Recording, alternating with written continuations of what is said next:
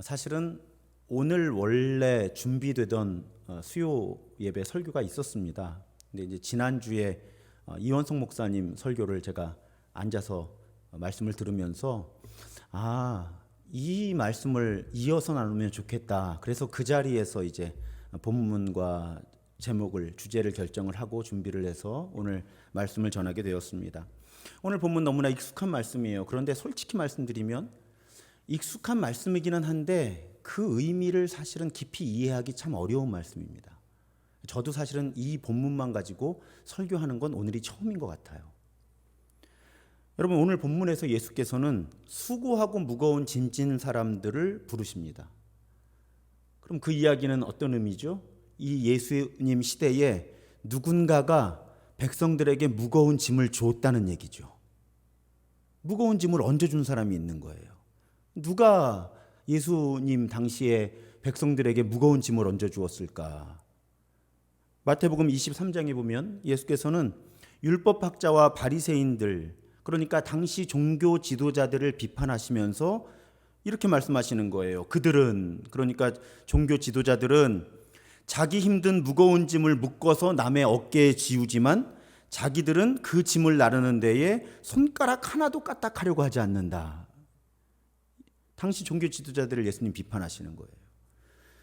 무거운 짐을 묶어서 백성들의 어깨에 매주고 자기들은 손가락 하나도 까딱하려고 하지 않는다. 그러니까 일단 기본적으로 예수께서 수고하고 무거운 짐 진 사람들 다 오라 할 때 이 사람들은 당시 종교가 주는 무게, 당시 종교 지도자들이 주는 무게를 지고 살던 사람들이라는 거죠. 여러분, 우리는 복음서를 지금 통과하고 있어요. 매일 기도의 시간에. 당시 종교 지도자들은 종교 규칙들을 지켜야 하나님 백성이 될 수 있다고 가르친 거죠. 규칙을 잘 지켜야 구원받을 수 있다고 가르친 거예요. 그러니까 종교라고 하는 것이, 당시의 유대교라고 하는 것은 다 이건 해야만 하는데 이렇게 해야 되고 이건 절대 하면 안 되고 이런 규칙 덩어리였다는 거예요. 심지어는 손을 씻을 때도 뭐 물에다가 얼마큼 어떻게 씻어야 되고 막 이런. 근데 여러분, 당시에 더군다나 사람들은 성경책을 가지질 못했잖아요. 그 시대에는. 그러니까 성경이라는 건 회당에 가야 있는 건데 사람들은 그 성경을 접할 기회가 별로 없죠. 누가 읽어줘야만 그 성경을 듣는 거예요. 구약 성경을. 그러니까 종교 규칙이 복잡한 것 자체도 문제지만 백성들은 그 의미를 알 길이 없는 거예요. 이게 도대체 어디서부터 온 건지. 그냥 종교 지도자들이 이게 하나님 말씀이다, 이게 하나님 뜻이다 그러면 다 그냥 그런 줄 알 수밖에 없었던 그런 상황이죠. 그러니까 당시 종교 지도자들은 비겁했던 거예요. 그러면서 온갖 규칙들을 가지고 이게 하나님 뜻이다, 이렇게 해야 구원받는다, 그런 종교를 만들었다는 것입니다. 게다가 괜히 종교 규칙을 복잡하게 만든 게 아니에요. 저도 이번에 통독하면서 이 부분을 좀 다른 때보다 깊이 들여다보게 되었는데요. 이 종교 지도자들이 왜 율법을 복잡하게 만들었을까요, 여러분? 하나님을 정말로 사랑해서일까요? 이 율법, 모세를 통해서 처음부터 주신 이 율법이 정말 그렇게 복잡해져야만 한다고 이 종교 지도자들이 믿었을까요? 이유가 있어요. 종교 규칙이 복잡해져야 종교 지도자들이 백성들을 통제할 수가 있어요. 종교 전문가들이, 여러분, 법이 복잡해지면요, 법조인들의 힘이 세집니다. 우리나라가 지금 그런 방향으로 막 가고 있어요. 미국이 굉장히 소송이 많거든요. 변호사들을 통해서. 법이 복잡해지면 일반인들은 법을 잘 알 수 없잖아요. 그러니까 문제가 생기면 법률 전문가의 도움 받을 수밖에 없는 거죠. 그러니까 종교 규칙이 복잡해지면 종교 규칙을 꿰뚫고 있는 사람들 뜻대로 사람들을 움직일 수가 있어요. 그래서 저는 율법이 예수 시대에 복잡해졌다고 성경을 읽어보게 되었어요. 또 그 과정에서 반드시 지도자들은 백성들을 억압하게 됩니다. 이걸 지켰네 못 지켰네 하면서 백성들을 억압하게 돼요. 그런데 한 가지 차원이 더 있습니다. 백성들을 억압하고 통제할 뿐만 아니라 당시 종교 지도자들은 백성들이 가진 것을 착취했어요. 바쳐야 된다고. 오늘 설교를 준비하면서 당시에 이런 농담 반 진담 반의 이런 당시 상황을 묘사한 걸 봤는데, 진짜 가난한 과부가 뭐 소 두 마리하고 뭐 아주 가난한 거예요. 그런데 이 바리새인 율법학자들이 찾아가서 이런 율법이 있으니까 당신은 이걸 바쳐야 된다. 그다음에 또 나머지 가지고 뭘 살림을 꾸려나가려고 하니까 또 조금 있다가 누가 가가지고 율법에 이런 조항이 있으니까 네가 이런 걸 바쳐야 된다. 그렇게 해서 결국은 그 가난한 과부가 아무것도 가진 게 없게 만드는 그런 예화가 책에 있더라고요.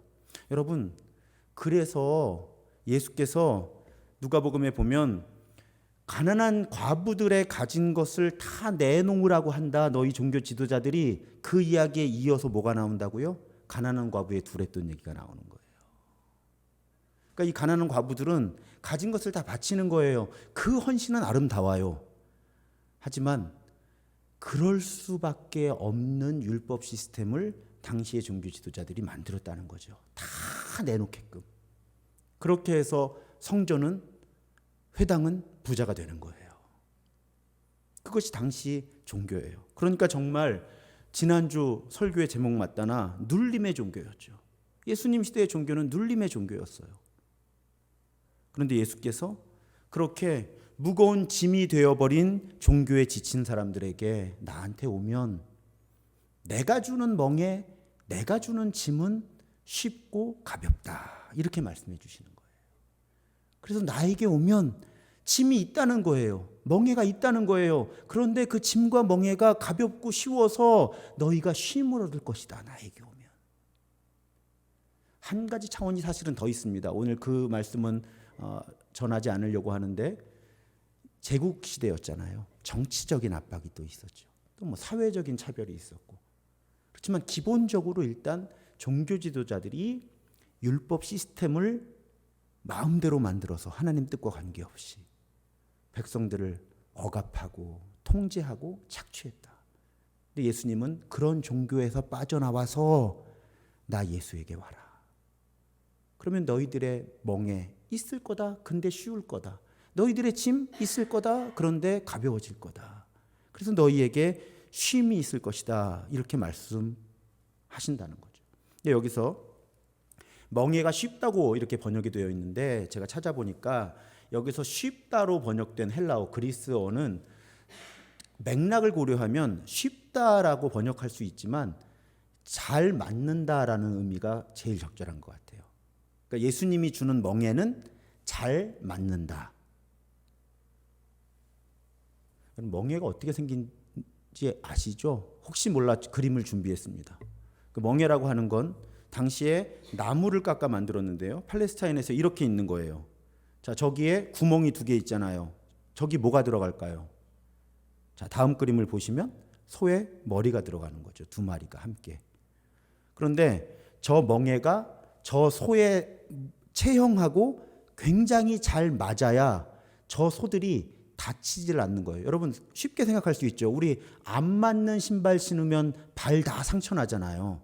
그러니까 저 소들도 저 멍에가 딱 피부에 체격에 체형에 딱 맞아야 이 피부가 상하지를 않고, 이 피부가 상하지 않고 아프지 않아야 얘네들이 일을 잘할 수 있잖아요. 그러니까 멍에가 쉽다는 표현은 이 멍에가 굉장히 저 가축들의 몸에 맞도록 제작되어 있는 이 비유. 그런데 여러분 예수님 목수였잖아요.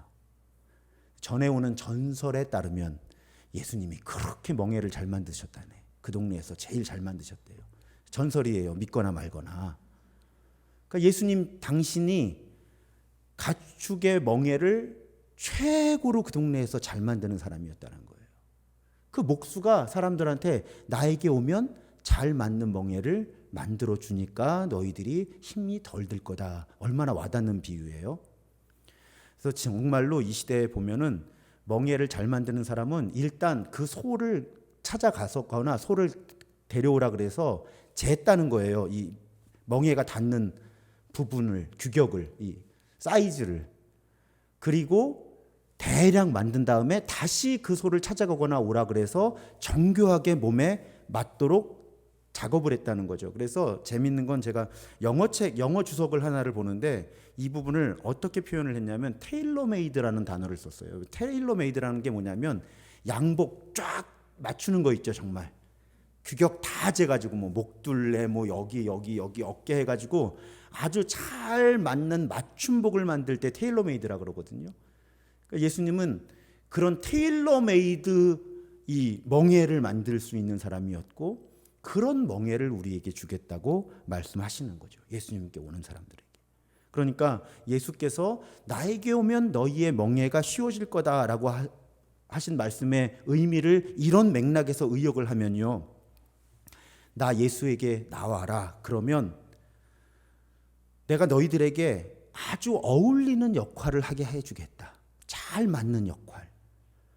그래서 삶이 그렇게 힘겹지 않게 해주겠다. 여러분, 우리 잘 맞는 역할을 하면 흔히 제가 수험생들 입시 또 취업 준비하는 청년들을 위해 기도할 때 자신의 은사를 찾고 소명을 찾도록 그렇게 기도하자고 부탁을 드리잖아요. 자기한테 잘 맞는 멍에를 지면 삶이 쉬우니까. 우리 아들이 작년에 저한테 그러더라고요. 설교 준비를 거실에서 열심히 하고 있는데 오더니 아빠는 좋겠다. 그래서 왜? 그랬더니 아빠는 자기 좋아하는 거 하는데 돈도 벌잖아. 저는 그 말이 굉장한 칭찬으로 들렸어요. 그러니까 아들이 볼 땐 적어도 아빠가 지금 목회를 재밌게 하고 있는 거야. 근데 교회에서 생활도 하게 해줘. 왜냐하면 저희 아들이 대학생이다 보니까 이제 진로에 대한 고민이 많잖아요. 근데 아들 얘기가 그런 거예요. 좋아하는 일을 하자니 생계가 막막하고 생계를 쫓아가자니 좋아하는 일을 선택할 가능성이 줄어들고 근데 아빠를 가만히 보니까 좋아하는 일을 하는데 잘 먹고 잘 살고 있는 거죠 지금. 그러니까 예수님의 의도가 그런 거라는 거죠. 예수님을 만나면 자기에게 잘 맞는 일을 하도록 이끌어 주시겠다. 그래서 삶의 무게를 가볍게 해주시겠다. 그러니까 여러분 오해하시면 안 돼요. 예수를 만나면 널널하게 산다는 뜻이 아니에요. 의미 있게 사는데 힘은 덜 들 수 있다는 거죠. 이 멍에, 쉬운 멍에라는 건 그렇게 이해하시는 게 좋아요. 그래서 종교 지도자들, 당시 종교 지도자들이 율법을 엄청나게 하나님 뜻을 왜곡해가지고 무거운 짐을 지어줬잖아요. 근데 예수님 뭘 하세요? 그 본질을 설명해 주시잖아요. 야, 정결법? 그거 아니야. 안식일법? 그거 아니야.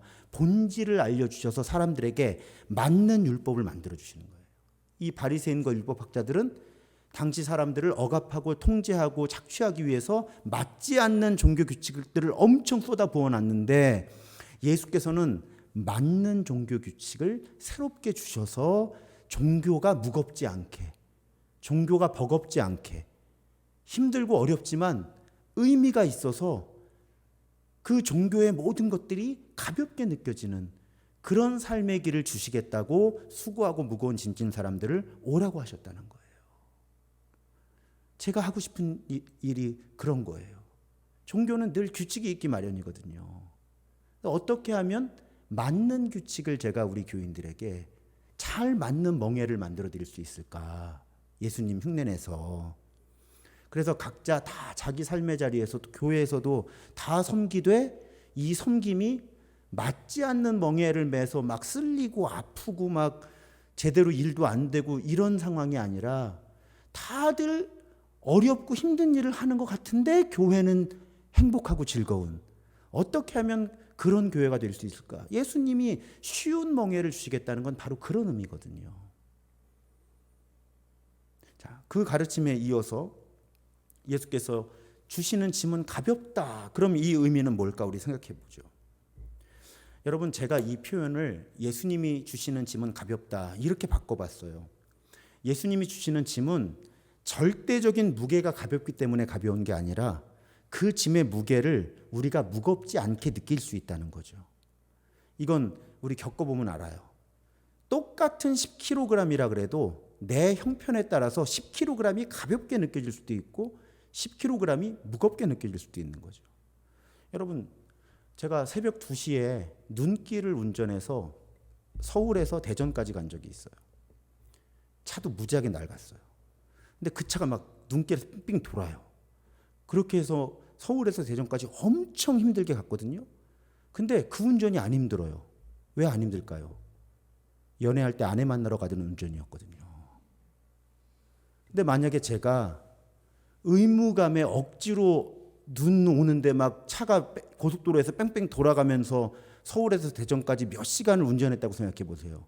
중노동이잖아요. 보세요. 이런 얘기예요. 예수님이 주는 짐이 가볍다는 의미는 진짜로 예수 잘 믿으면 아무 부담이 없다는 얘기가 아니라 짐이 있는 거예요. 심지어는 다른 사람이 볼 때 무거워요. 그런데 자기는 그 짐이 안 무겁게 느껴진다는 거예요. 뭐 비유를 어떻게 들어요? 할 수 없이 제 비유를 들어야지. 설교 준비는 어려워요. 강의 준비는 별로 안 어려워요. 왜냐하면 강의는 그냥 지식만 설명하면 돼요. 근데 설교는 힘들어요. 왜요? 우리는 설교를 하나님의 말씀이라고 규정하잖아요. 그러니까 이 압박이 서너 배가 많아요. 강의 준비보다 설교 준비가. 근데 아까 말씀드렸잖아요. 우리 아들이 오더니 아빠는 좋겠다, 좋아하는 일 하면서 돈 벌어서. 그러니까 설교 준비는 힘들어요. 그런데 옆에 있는 아들의 눈에는 아빠는 지금 좋아하는 일을 하는 것처럼 보이는 거죠. 그런 일이 일어난다는 거예요. 예수를 정말 알게 되고 예수를 정말 따르게 되면 부담이 없어서 가벼운 게 아니라 부담이 있는데 가볍다고 느끼게 된다는 거죠. 저는 예수님의 의미가 그렇다고 생각을 해요. 그런데 어떻게 하면 그렇게 되느냐? 예수님이 힌트를 주시죠. 29절에 보면 나는 마음이 온유하고 겸손하니 나의 멍에를 메고 나에게 배우라. 그러니까 예수님께 와야 되는 거예요. 그 예수님을 알아야 되는 거예요. 근데 예수님이 어떤 존재라는 걸 알아야 된다고요? 예수님은 마음이 온유하고 겸손한 분이라는 걸 알아야 된다는 거예요. 많은 분들이 예수님 그러면 어렵게 생각하는 거예요. 왜? 예수님이 주는 항상 우리는 십자가를 너무 무겁게 생각한 나머지 예수님이 무서운 거예요. 내가 감당 못할 짐을 주실까 봐. 그런데 여러분 예수님 스스로 말씀하시잖아요. 나는 쉬운 멍에 가벼운 짐을 준다는 거예요. 예수님의 말씀을 믿어야 돼요, 여러분. 예수님은 마음이 온유하고 겸손한 분이기 때문에 예수님이 정말 주는 짐이라면 그 짐은 쉽고 가볍다는 거예요. 예수님은 나에게 쉽고 가벼운 멍에와 짐만 주신다고 믿어야 되는 거예요. 이걸 믿지 않으면 그 일이 나에게 일어나기가 쉽지 않아요. 그러니까 먼저 내가 정말 그리스도로 주님으로 고백하는 이 예수님은 결코 나에게 감당을 못할 무거운 짐을 주시는 분이 아니라 내가 감당할 수 있는 짐만 주신다는 것을 믿어야 한다는 거예요. 그리고 그 예수께 배워야 된다는 거죠. 그 예수를 따라야 된다는 거예요. 여러분, 물론 우리가 감당하기 어려운 유혹, 감당하기 힘든 시련을 겪을 때가 있어요. 그런데 여러분, 이렇게 생각하는 것도 하나의 방법, 하나의 답은 아니지만 여러 답 가운데 하나가 됩니다. 무엇인가 하면 여러분, 사탄은 우리에게 감당할 수 없이 무거운 짐을 줄 수 있어요. 또 세상은, 이 사회는 나에게 감당할 수 없이 무거운 짐을 줄 수 있습니다. 그런데 예수께서는 우리가 감당할 수 없는 짐을 주시지 않는다는 거예요. 그러니까 여러분, 내가 어떤 짐을 부여받을 때 무조건 이 짐을 예수님이 준 거라고 생각하지 말라는 거예요. 다 섞여 있다는 거예요. 이 짐은 예수께서 주신 짐에 사탄이 넌지시 뭔가 다른 짐을 얹을 수도 있고, 공동체나 이 세상이 또 슬그머니 다른 짐을 얹어서 이 짐이 무겁게 느껴질 수 있다는 거죠. 실제로 예수님이 주신 짐은 3kg인데 거기에 사탄이 슬그머니 한 20kg 얹고 또 이 세상이 한 슬그머니 30kg 얹어갖고 내가 눌려 죽는 거예요. 근데 우리는 오해할 수 있다는 거죠. 예수님이 주신 짐에 내가 눌린다. 주님, 제가 감당할 수 없는 짐을 왜 주셨나이까? 그런데 적어도 오늘 본문에 예수님의 선언에 따르면 예수님은 감당할 수 없는 짐을 주시는 분이 아니라는 거예요. 그래서 이제부터가 중요해요. 자, 내가 이 짐을 감당할 수 없다고 느낄 때 어떻게 해야 되냐는 거예요. 일단 전제를 말씀드렸어요. 예수님은 결코 내가 감당할 수 없이 무거운 짐을 주시는 분이 아니다라는 걸 신뢰하자는 거죠. 그 다음에 그러면 내 짐을 분석해 봐야 되는 거예요. 내가 이 짐이 왜 무거운가? 분명히 예수님은 안 무거운 짐을 준다 그러셨거든요. 근데 나는 지금 짐이 무겁거든요. 그러면 내 짐을 분석해 보고 나를 성찰해 봐야 되는 거예요. 왜 예수님이 주는 짐은 안 무겁다고 하는데 내 짐이 지금 무거울까? 그러니까 제가 목회하면서 늘 갖고 있는 기준이에요. 제 목회가 힘들다고 제가 느끼면 저는 그렇게 생각을 해요. 어디까지 예수님이 주신 무게고 어디부터는 세상이 준 무게 혹은 사탄이 준 무게 혹은 나 스스로가 내 마음에서 만들어낸 무게. 그 무게들을 찾아내서 덜어내는 법을 배우면 예수님이 주신 무게만 남아요. 영적 성숙은 바로 그런 거예요. 영적 성숙이 그런 거예요. 짐이 무거운데 예수님 왜 저에게 이렇게 무거운 짐을 주십니까? 하는 건 아직 이 짐을 구분해내는 능력이 없어서 그래요. 그러면 이 짐을 구분해 보자는 거예요.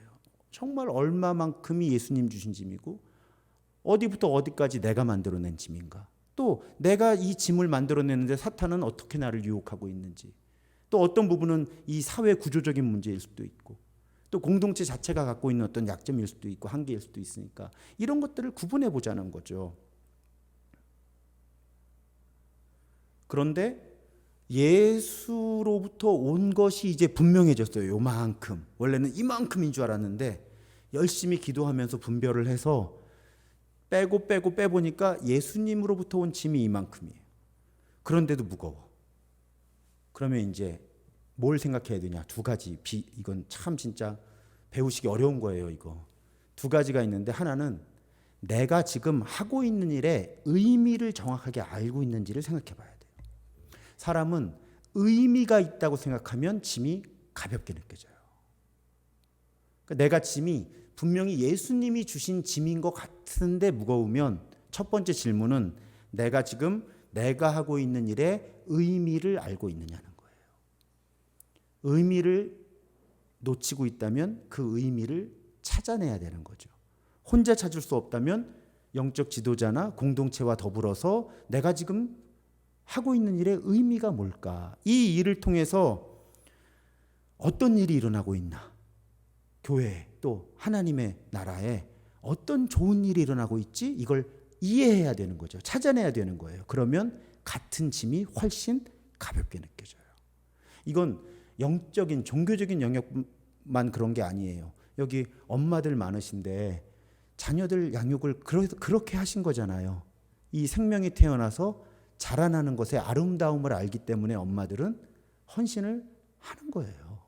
의미가 무엇인지를 알면 알수록, 제가 목회의 의미를 알면 알수록 목회는 가벼워지는 거죠. 그래서 어떤 교인들하고 의미 있는 대화를 나누고 나면 힘이 그냥 나요. 그러니까 여러분 저에게 좋은 음식을 사주시려고 대접하시려고 생각하시기보다 좋은 사람들이 되세요. 좋은 음식도 힘이 나지만 여러분들의 삶이 말씀대로 빚어지는 것을 제가 관찰하면요, 이건 산삼녹용에 비할 게 아니에요. 정말 이분이 교회가 말씀대로 빚어지고 있구나 하면 잠을 안 자도 힘이 난다니까요. 의미예요. 그러니까 내가 예수님이 주는 짐인데 무겁다 할 때는 어쩌면 내가 이 일의 의미를 놓치고 있는 거예요. 너무 분주하거나 일에 눌려 있어서. 그걸 우리가 찾아봐야 한다는 거죠. 또 한 가지 키워드는요, 사랑이에요. 요한일서 5장 3절에 보면 하나님을 사랑하는 것은 그 계명을 지키는 것입니다. 하나님의 계명은 무거운 짐이 아닙니다. 하나님의 계명이 왜 안 무거워요? 하나님을 사랑하니까. 사랑하면 안 힘들잖아요. 아까 제가 눈 오는데 그때 아내랑 데이트할 때인데 연애할 때인데 약속했거든요. 첫눈 오면 보자고. 근데 이제 교회 저녁에 한 8시 다 됐는데 이제 퇴근하려고 교회를 이렇게 나오는데 첫눈이 오는 거예요. 어떻게 해요? 가야지. 건수인데. 그러니까 사랑하면 그 눈길에 차가 뺑뺑 돌면서 몇 시간을 가더라는 거죠. 그것도 크게 내가 지금 위험하다는 생각도 안 하고 그냥 가가지고 자취방에 똑똑똑해서 한번 놀래켜 주려고 그 정도 마음만 있어도 그 운전을 하겠더라는 거죠. 그러니까 내가 예수님이 주시는 짐인데 무거우면 지금 내 안에 사랑이 있는가? 하나님을 향한 사랑이, 또 교회를 향한 사랑이, 가족들을 향한 사랑이 있는가? 이것을 성찰하는 거죠. 찾아보는 거예요. 그러면 사랑을 찾아내면 찾아낼수록, 사랑이 회복되면 회복될수록 우리의 짐이 가벼워지는 거죠. 하는 일은 똑같다니까요. 그런데 가벼워지는 거죠. 하는 일은 똑같은데 가벼워지는 거예요. 여러분, 우리 사실은요, 냉정하게 말씀드리면 사랑 없이는 오래 헌신할 수 없어요. 그래서 어떤 교회가 힘든 교회냐면 사랑 없이 의무감으로 오랫동안 교인들이 헌신을 하면요, 반드시 누군가는 상처를 받습니다. 봉사하는 사람이 스스로 상처를 입든 서로 상처를 주든 어떤 때는 이것이 전염되어서 공동체 전체가 상처를 입기도 하거든요. 그러니까 제가 지금 더디더라도 우리 교회에 어떤 문화를 만들고 싶은 거예요? 자발적으로 기쁘게 할 수 있는 만큼 사랑 때문에 의미 있게 봉사할 수 있도록 하기 위해서, 최근에 우리 교회 오신 분들은 좀 답답해 보이실지 모르지만 천천히 가는 거예요. 일을 하자고 모인 건 아니잖아요. 우리가 예수 닮아가자고 모인 거지. 물론 그 둘을 이분법적으로 분리할 수는 없습니다만은 자칫 교회도 성과주의에 물들 수가 있죠. 그런데 우리가 정말 예수께서 주시는 짐이라는 것을 분별할 수 있는 능력이 높아지면서 그 일 가운데 의미와 사랑을 발견해내고 담아낼 수 있다면 우리는 점점 더 무거운 짐을 지면서도 가볍게 느낄 수 있게 된다는 거예요. 그래서 여러분, 내가 짐이 무겁다, 너무 쉽게 그 짐을 내려놓으려고 하지는 마세요. 그러면 성장할 수가 없어요. 짐이 무거우면 그럼 어떻게 해야 합니까, 목사님? 그냥 묵묵하게 해야 합니까? 아니요. 기도하면서 말씀 가운데 내가 의미를 발견하려고 하는, 또 내가 사랑으로 그 일을 하려고 하는 그런 시도들이 필요하다는 거예요. 그래서 같은 일을 하지만 이 일을 가볍게 감당할 수 있도록 내 영적인 체질이 더 튼튼해지는 방향으로 가야지, 이런 방향의 안내를 여러분들이 받지 못하면 늘 했다 안 했다 했다 안 했다 했다 안 했다 하면서 지쳐가는 거예요. 제가 임원들에게는 가끔 그런 말씀드려요. 우리는 왜 꼭 한다 안 한다만 생각할까? 저는 세 가지 가능성을 항상 말씀드리죠. 한다 안 한다 더 잘한다. 우리는 계속 한다 안 한다만 생각하는 거예요. 그런데 한다 안 한다 말고 더 잘한다가 있어요. 이 더 잘한다는 게 어떤 거예요? 주께서 맡기신 일에 대한 의미와 사랑을 담아내서 어떤 일을 하는 방향으로 내가 움직여 나가면, 한다 안 한다 해서 왔다 갔다 하면서 오히려 영적으로 침체되는 사람들이 아니라, 한다 안 한다를 왔다 갔다 하는 게 아니라 안 한다 한다 더 잘한다가 돼서 점점 성장하는 사람들이 된다는 거죠. 2019년에는 20kg가 무거웠는데 2020년에는 30kg가 덜 무겁고 2022년에는 50kg도 감당할 수 있는 사람이 된다는 거예요. 그걸 제가 여러분에게 감당하십시오 한다고 되는 게 아니라 정말 주께서 맡기신 일인가를 분별하고 나에게 내 은사와 소명에, 그리고 내가 이 의미를 알고 있는가, 또 이 일을 사랑 가운데 하고 있는가, 그런 길을, 안내를 잘 따라가다 보면 우리는 무거운 짐을 행복하게 감당하는 사람들이 되어갈 수 있다는 것입니다. 제가 좋아하는 말, 가끔 설교 시간에 인용하는 말이 있어요. 프랑스 영성가 샤르댕이라고 하는 분의 말인데, 기독교는 자신이 이미 하고 있는 일에 의미, 아름다움, 새로운 가벼움을 부여하는 거대한 힘을 가진 영혼이다. 그래서 여러분, 우리가 정말 예수를 알게 되고 예수를 따르게 되고 영적으로 성숙해지면 이미 하고 있는 일에 의미를 새롭게 보게 된다는 거예요. 또 이미 하고 있는 일이 이렇게 훌륭한 일인 줄 몰랐다. 그 아름다움을 찾아내게 된다는 거예요. 그러면서 이 일이 새롭게 가벼운 일로 느껴지게 된다는 거죠. 제가 너무 좋아하는 말이에요. 저는 저의 목회가 항상 의미를 찾아내고 아름다움을 찾아내고 날마다 가벼워지는 그런 소명이 되었으면 좋겠어요. 우리 교인들도 교회에서의 소명도 그렇고 일상에서의 소명도 그렇고 항상 본인이 하는 일 가운데서 새로운 의미를 찾아내고 아름다움을 발견하고 그 일이 새로운 가벼움으로 다가오는 그런 삶의 길을 우리 교인들이 걸었으면 좋겠어요. 사실 우리 사회가 피로사회라고 하잖아요. 책 제목이기도 해요. 피로사회. 다들 피곤하거든요, 우리나라가. 그러니까 우리나라를 부르는 별명이 피로사회예요, 지금. 그러다 보니까 우리 늘 마음이 눌려 있잖아요. 늘 뭔가를 더 해야 될 것 같고 쉬면 죄책감을 느끼고요. 그러다 보니까 심지어 우리가 예수를 믿고 따르는 일도 우리에게 버겁게 느껴질 때가 많죠. 하지만 예수께서 오늘 우리에게 말씀하시는 걸 믿어야 돼요. 예수님이 주시는 멍에는 쉽고 예수님이 주시는 짐은 가볍다. 그러니까 안 쉽고 무거우면 예수님이 문제가 아니라 나와 우리에게 문제가 있을 수 있다는 거죠. 그럼 그걸 찾아내서 바꿔야 한다는 거예요. 의미와 사랑 가운데서. 그러면 우리는 이 일은 계속하며 심지어는 더 해나가면서도 의미와 아름다움과 가벼움을 우리의 사역 가운데 혹은 삶 가운데 찾아갈 수 있다는 것입니다. 오늘 본문을 메시지 성경으로 한번 같이 읽어보고 싶어요. 번역이 너무 와닿더라고요. 제가 메시지 성경은 한계가 있다고 분명히 말씀드리지만 오늘 번역이 참 와닿아서 우리 그냥 한 목소리로 한번 읽어보았으면 좋겠습니다. 시작. 너희는 피곤하고 지쳤느냐? 종교 생활에 탈진했느냐? 나에게 오너라.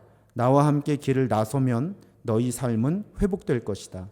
내가 너희에게 제대로 쉬는 법을 가르쳐 주겠다. 나와 함께 걷고 나와 함께 일하여라. 내가 어떻게 하는지 잘 보아라. 자연스러운 은혜의 리듬을 배워라.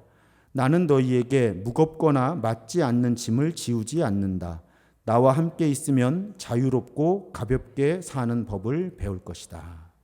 사랑하는 여러분, 우리 한 분 한 분이 이렇게 예수님과 함께 있으면서 자유롭고 가볍게 사는 법을 배우시기를 주님의 이름으로 축복합니다.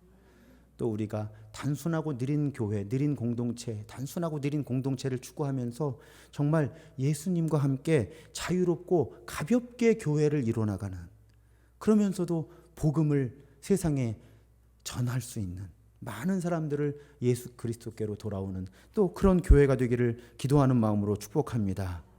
여러분, 세 가지 단어 꼭 기억하세요. 의미 있게, 아름답게, 가볍게.